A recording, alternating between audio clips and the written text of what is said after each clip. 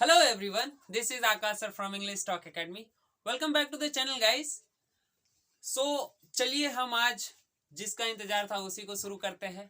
जैसा कि हमने प्रीवियस क्लास में डिस्कस किया हुआ है कि सिंस और फोर के जो जितने सारे क्वेरीज थे, अभी तक हमें बच्चों का ज़्यादा कमेंट्स तो नहीं आया, बट पर्सनल कुछ एक्सपीरियंस के वजह से और कुछ ऐसे कॉन्टेक्ट्स की वजह से कुछ लोग पूछे हमसे कि इसका क्वेश्चन सेक्शन भी करवाना बहुत ही ज़्यादा इंपॉर्टेंट रहा है।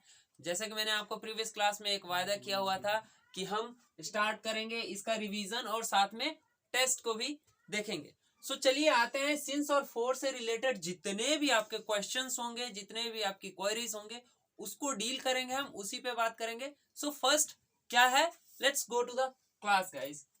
My brother has been sleeping blank space.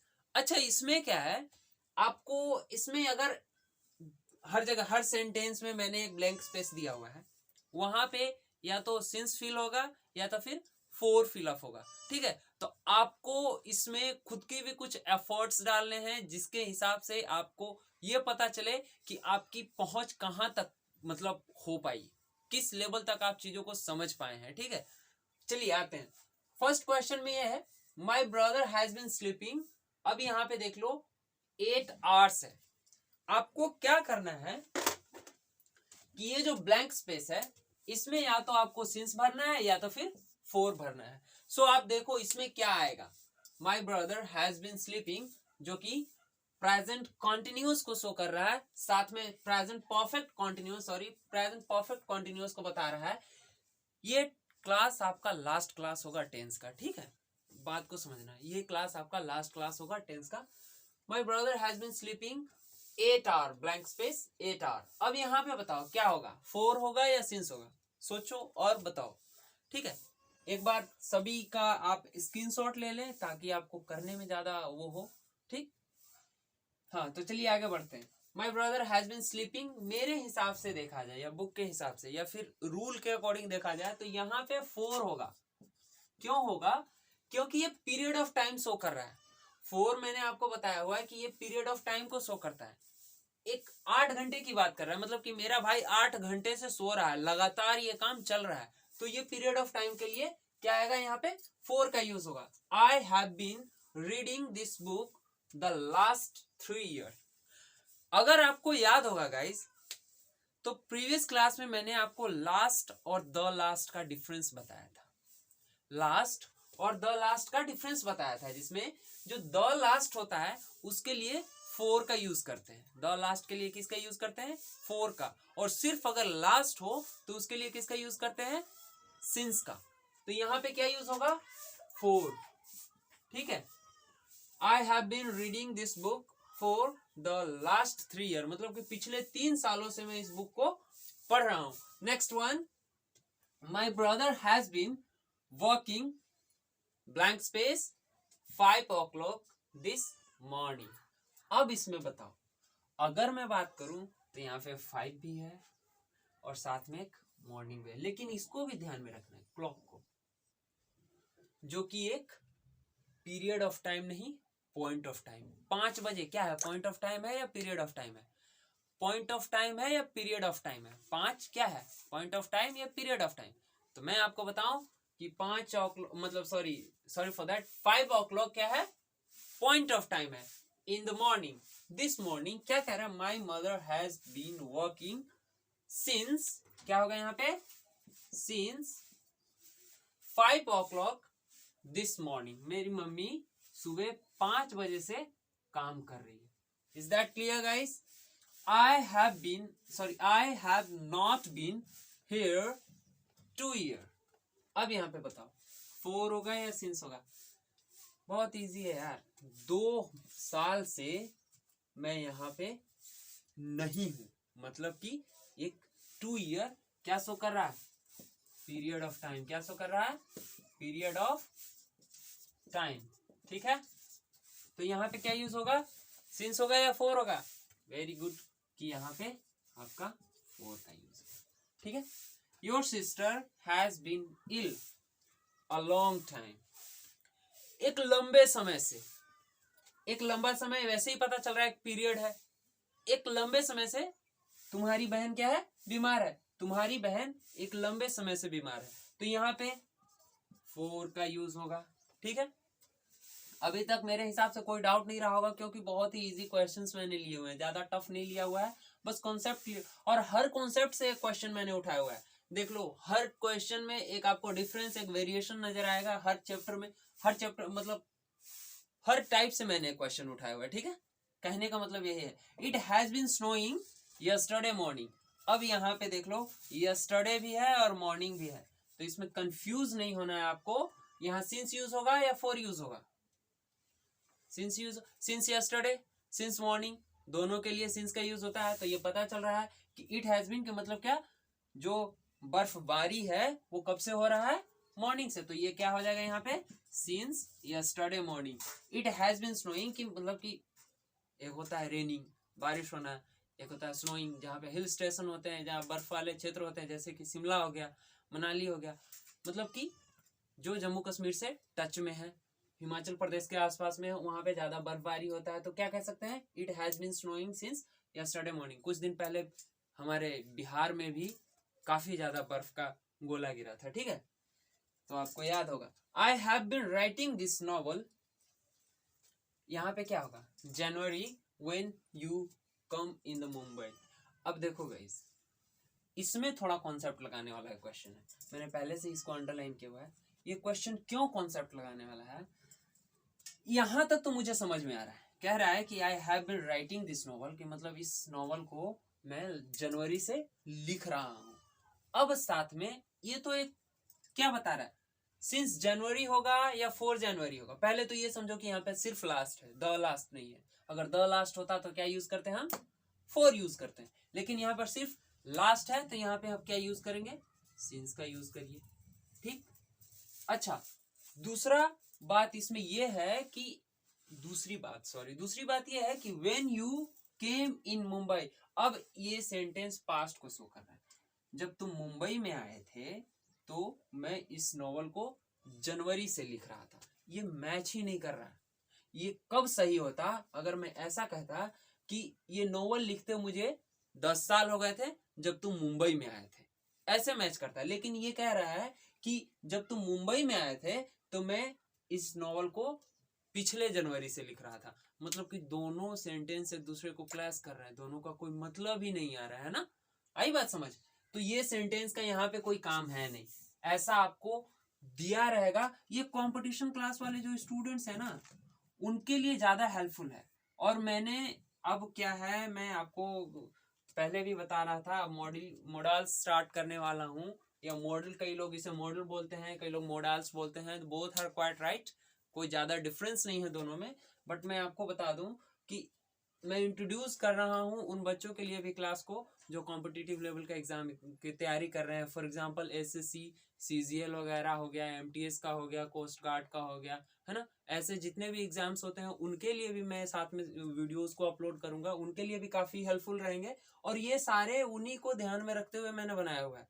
This is not just for the student who is in 10th class, it is also for those student who is preparing for their competitive examination, who is preparing for their communicative examination. okay, तो इसके लिए आप tension ना लें कि हम इसको पढ़ेंगे तो सिर्फ 10th के लिए ही है ये, या 9th के लिए है, 6th के लिए ही नहीं। मैंने पहले ही बताया हुआ कि 0 to हीरो वाली बात हो गई है।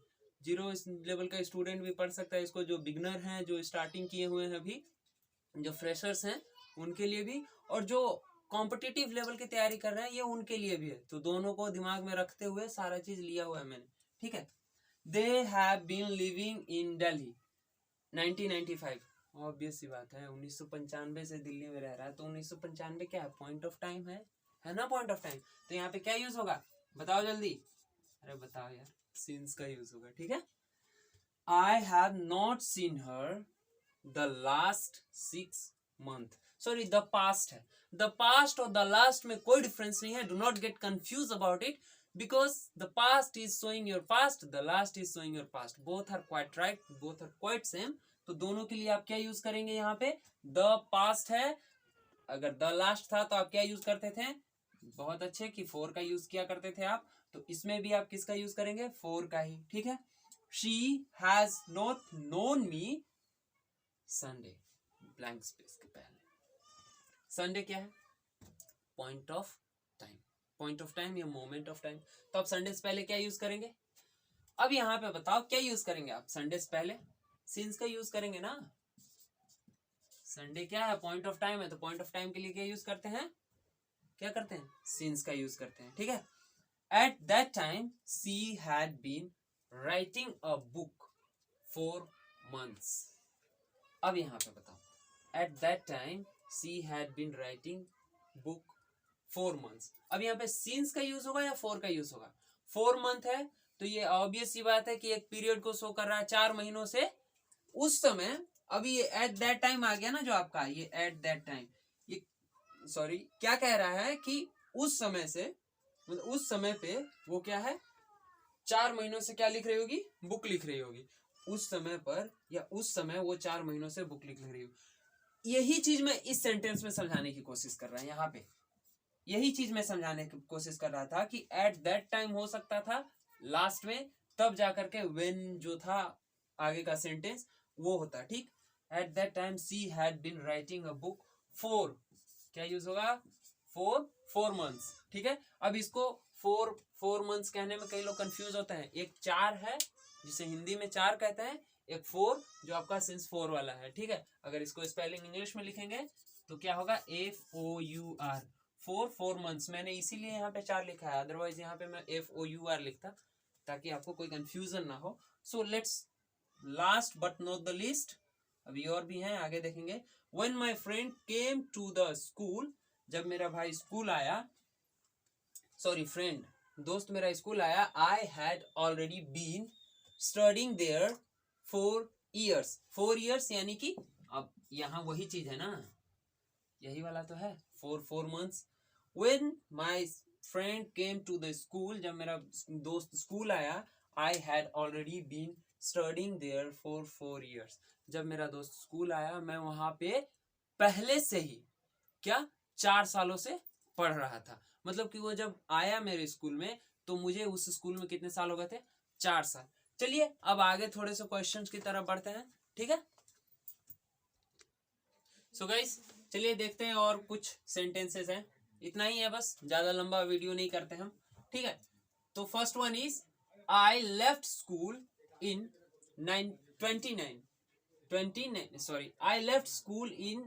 2019 ही हैज नॉट सीन मी। अच्छा इस चीज को समझना, इसमें क्या किया है, कह रहा है कि आई लेफ्ट स्कूल इन 2019, मतलब कि मैंने क्या किया कि 2019 में स्कूल छोड़ा। ही has not seen me since, मतलब कि तब से मुझे वो नहीं दिखा। अब यहाँ पे देखो ये सिंस होगा या फॉर होगा। अब ये पहला वाला सेंटेंस मैंने इसलिए कंफ्यूजन वाला लिया हुआ है ताकि आगे आपको समझने में इजी हो जाए। अब देखो यहाँ पे सिंस और फॉर का डिसीजन कौन लेगा, ये लेगा या ये लेगा? ये कॉमा से पहले वाला, यहाँ जो कॉमा है इससे पहले वाला सेंटेंस के अकॉर्डिंग यहाँ पे सिंस या फॉर का यूज होगा या फिर इसके अकॉर्डिंग यूज होगा? तो ऑब्वियस सी बात है गाइस, इस सेंटेंस में कुछ पता ही नहीं चल रहा कि यहाँ पे पीरियड ऑफ टाइम दिया हुआ है या पॉइंट ऑफ टाइम। देखो he has not seen me, मतलब कि उसने मुझे नहीं देखा। अब यहाँ पे सिंस या फॉर का एडिशन करने के लिए हमें फर्स्ट वाले सेंटेंस पे शिफ्ट करना पड़ेगा। तो क्या है, I have left college in 2019। तो 2019 क्या है? पॉइंट ऑफ टाइम है। पॉइंट ऑफ टाइम है या पीरियड ऑफ टाइम है? ऑब्वियस सी बात है गाइस, ये पॉइंट ऑफ टाइम है, तो यहाँ पे क्या यूज होगा? आपका सिंस का यूज होगा, ठीक है। आई बात समझ? I left college in 2019 he has not seen me since, मतलब कि तब से मुझे वो नहीं दिखा, जब से मैंने स्कूल छोड़ा, मतलब 2019 से वो मुझे नहीं दिखा। Next one, he had worked for us ever blank space he left school. अब इसका मतलब क्या है कि स्कूल छोड़ने के बाद से वो हमारे लिए हमेशा काम किया है। अब इस वाले सेंटेंस में आपको रेगुलरिटी दिख रहा है। यहाँ देखो he had worked for us ever, अब यहाँ पे रेगुलरिटी दिख रहा है हमेशा, इसमें कहीं भी रेगुलरिटी नहीं पता चल रहा है। ये तो प्रेजेंट परफेक्ट टेंस है, पास्ट परफेक्ट टेंस है। कंटिन्यूटी कहाँ पे शो कर रहा है? यहाँ पे। एवर मतलब हमेशा, हमेशा यानी कि लगातार हो गया ना। तो यहाँ पे क्या यूज होगा? ही लेफ्ट स्कूल, यहाँ पे सिंस का यूज होगा। क्यों होगा सिंस का यूज? क्योंकि यहाँ पे जब वो स्कूल छोड़ा, एक पॉइंट ऑफ टाइम यहाँ दिखा रहा है, दिखा रहा है पॉइंट ऑफ टाइम क्या है, स्कूल छोड़ना। इसमें कंटिन्यूटी एवर वर्ड बता रहा है जो कि कंटिन्यूअस को शो कर रहा है, लेकिन पॉइंट ऑफ टाइम क्या बता रहा है, लेफ्ट स्कूल, मतलब कि वो काम को छोड़ा है एक पॉइंट ऑफ टाइम पे, इसलिए हमने क्या यूज किया है, सिंस। ये 2-3 सेंटेंसेस स्टार्टिंग, मतलब इस वाले सभी सेंटेंसेस में थोड़ा बहुत कहीं ना कहीं आपको वेरिएशन नजर आएंगे he had worked for us ever since he left school, जब से उसने स्कूल छोड़ा हमारे लिए हमेशा से काम किया है वो, तो सिंस का यूज होगा। Next one, I traveled in the desert a long period। अब देखो इसमें कंटिन्यूअस को, मतलब यहाँ पे जरूरी नहीं है कि कंटिन्यूअस को ही शो करे, ठीक है। सभी सेंटेंस में कहीं ना कहीं आईएनजी नहीं मिलेगा, किसी में सेंटेंस में आईएनजी मिलेगा, तो उतना ज्यादा कोई प्रॉब्लम नहीं है। एक पीरियड ऑफ टाइम और पॉइंट ऑफ टाइम पे हम बात कर रहे हैं, यानी कि सिंस और फोर पे बात कर रहे हैं हम, ठीक। आई ट्रेवल्ड इन डिजर्ट के मतलब मैं रेगिस्तान में चला, अ लॉन्ग पीरियड ऑफ टाइम, लंबे समय के लिए मैं रेगिस्तान में चला हूँ। अ लॉन्ग पीरियड ऑफ टाइम किसके लिए, फोर का यूज होता है या सिंस का? पीरियड ऑफ टाइम के लिए क्या यूज होता है, फोर का यूज होता है। बात समझ में आ रही क्या कह रहा हूं मैं? I travelled in desert for a long period of time, ठीक है। My sister had been studying in eta English talk academy many days. Many days क्या शो करता है, मेनी डेज यानी कि बहुत सारे दिन, तो यहाँ पे क्या यूज होगा गाइस, फोर का इस्तेमाल होगा, ठीक है। Next one, the parcel has been lying here, the parcel has been lying here several days।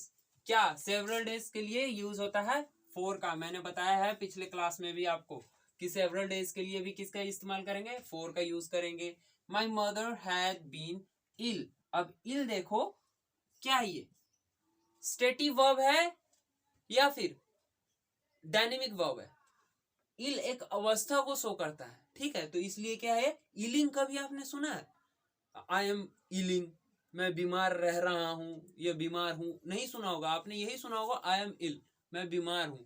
हाँ, सफरिंग फ्रॉम फीवर कह सकते हैं, सफरिंग फ्रॉम डिसीज कह सकते हैं, कि मतलब कि सफर कर रहा हूं मैं किसी डिसीज से, किसी परेशानी से। तो इल के लिए ये स्टेटिव वर्ब है, इसलिए आईएनजी इसमें नहीं लगा है। तो my mother had been ill for weeks, when the doctor, doctor को डीओसी डॉक बोल सकते हैं, लिख भी सकते हैं, कम। वैसे ये इनफॉर्मल यूज है, सो माइंड इट, डॉक एक इनफॉर्मल यूज है, डॉक्टर फॉर्मल यूज है, अनौपचारिक जिसे कहते हैं इनफॉर्मल को।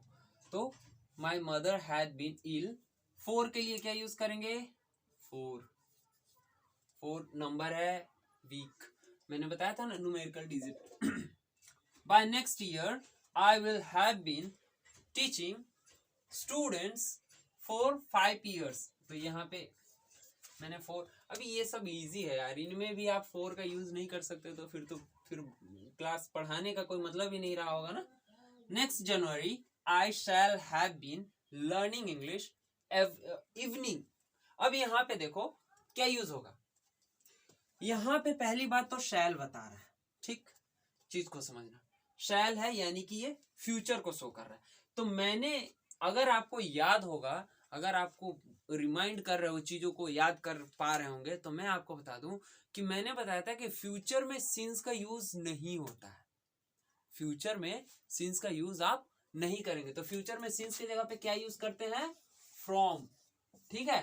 तो यहाँ पे क्या यूज करेंगे आप, सिंस यूज करेंगे, फॉर यूज करेंगे, फ्रॉम यूज करेंगे।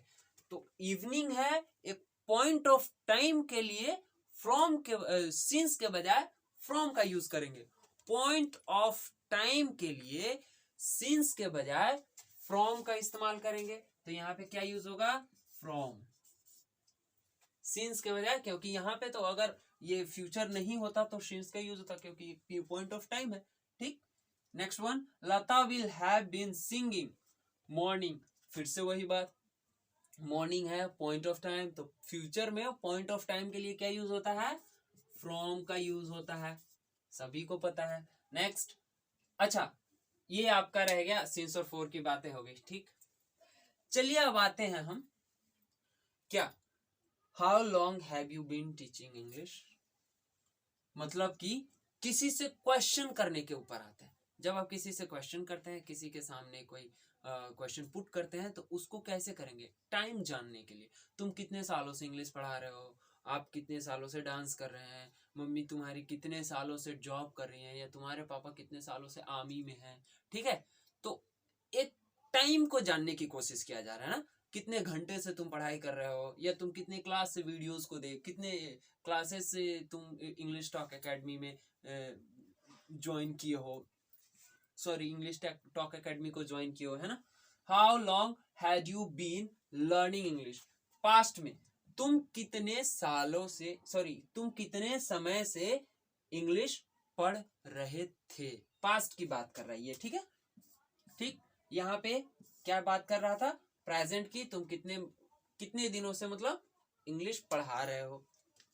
How long had you been learning English, तुम कितने दिनों से क्या कर रहे हो, इंग्लिश सीख रहे हो। How long will you have been celebrating your birthday in 2095, मतलब 2025।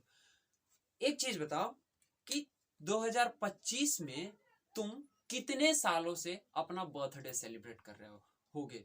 तो ये तो 2025 बता दिया कि यानी कि 2025 में तुम कितने सालों से बर्थडे सेलिब्रेट कर रहे होगे। तो वहां पे आप ये 2025 आपको क्लियर कर दे रहा है कि ये पॉइंट ऑफ टाइम पूछ रहा है, तो उसके हिसाब से आप आंसर देंगे। सो ये रहा आज का आपका क्लास। और रही बात इसका स्क्रीनशॉट लेने के लिए, तो आप चाहे तो स्क्रीनशॉट ले लीजिएगा यहाँ से, ठीक है। क्लास को स्टार्ट करने से पहले आगे का मैं आपको बता दूं कि अब हम मॉडल्स को शुरू करने वाले हैं, ठीक है। आगे हम उसी को पढ़ेंगे। तो आपकी जो जिम्मेदारियां बनती है उसे आप क्या करेंगे, निभाएंगे, और मैं अपनी जिम्मेदारियों को निभा रहा हूं, ठीक है। मिलते हैं, bye bye, see you, take.